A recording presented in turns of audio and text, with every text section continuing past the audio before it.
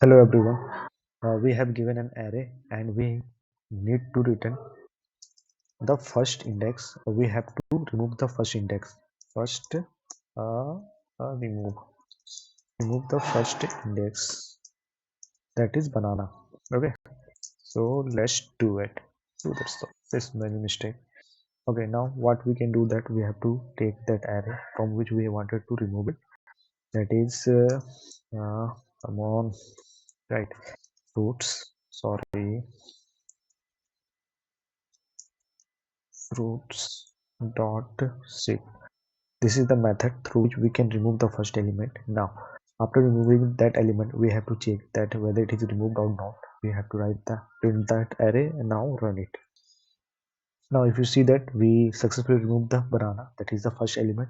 Basically, it will return the element it will remove, and the new array it will show the orange, apple, mango, excluded banana. Thank you.